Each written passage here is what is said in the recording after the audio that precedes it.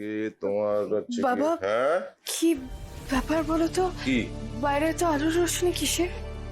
আরে কুসুম, আলোর রোশনাই হবে না? হ্যাঁ, তোর বিয়ে বলে কথা, আলোর রোশনাই তো হবেই রে। তবু আমার তো সামর্থ্য কম। যদি সামর্থ্য থাকতো আমি পুরো বাড়িটা আলোয় ভরিয়ে দিতাম, ফুলে মুড়ে দিতাম, কিন্তু আমার তো সামর্থ্য।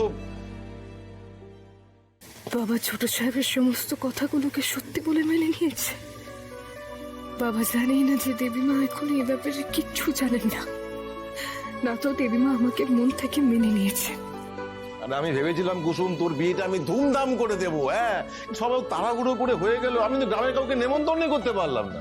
তো পিসি তো খুব মন খারাপ করছিল, বলছিল তোকে বোনের সাথে দেখবে, বিয়ের সাথে তোকে দেখবে।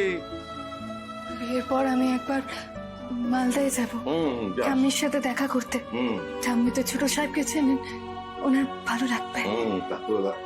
কুসুম, কাল থেকে তুই যে আমার মালকিন হয়ে যাবি রে। হ্যাঁ, গর্ব করে বলতে পারবো আমার মেয়ে গাঙ্গুলি বাড়ির বড় বউ। আমি আমার মেয়ের বাড়িতে কাজ করি। কিন্তু কুসুম, কাল তো তোকে সাজতে হবে। তোকে কে সাজাবে বলতো? কুসুম? ওই তো দীপালি পূজা এসে গেছে, ওরাই বরং কাল তোকে সাজিয়ে দেবে। হ্যাঁ, পারবে তো তোমরা? হ্যাঁ, কথা বল, আমি আসছি। কি হয়েছে বলতো তোর? তুই মুখটা এরকম শুকনো দেখাচ্ছে কেন? কি হয়েছে বল? কাল তো তোমার বিয়ে কুসুম, তোমার তো এখন চোখে মুখে আনন্দ থাকার কথা, তোমার এরকম দেখাচ্ছে কেন? এই কুসুম দেখ, আমাদেরকে বল, দেখ আমাদের তো টেনশন হয় নাকি, কি হয়েছে বল?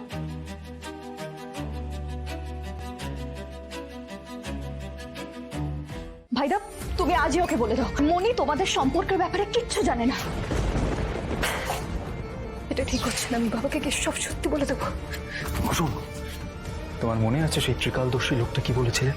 যদি আমাদের দুদিনের মধ্যে বিয়ে না হয় তাহলে আমি মারা যাবো। কুসুম, মন্দিরে যে আবারও কেউ ভবিষ্যৎবাণী করেছে, এটা আমাকে বলিসনি কেন? তোর এই নোয়া বাঁধানো খোলা উচিত হয়নি রে মা। আয়ুষের প্রাণের উপর বিপদ আসতে চলেছে। আয়ুষ যদি আবার তোর স্মৃতি রাঙিয়ে দেয়, তবেই তুই আবার নোয়া বাঁধানো করতে পারবি।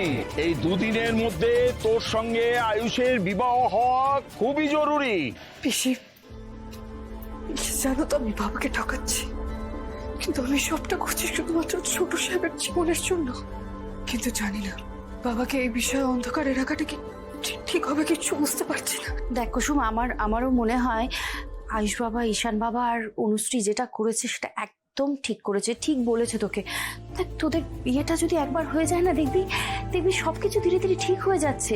আর ম্যাডাম যখন জানতে পারবেন যে তুই আর আয়ুষ বাবা একে অপরকে ভালোবাস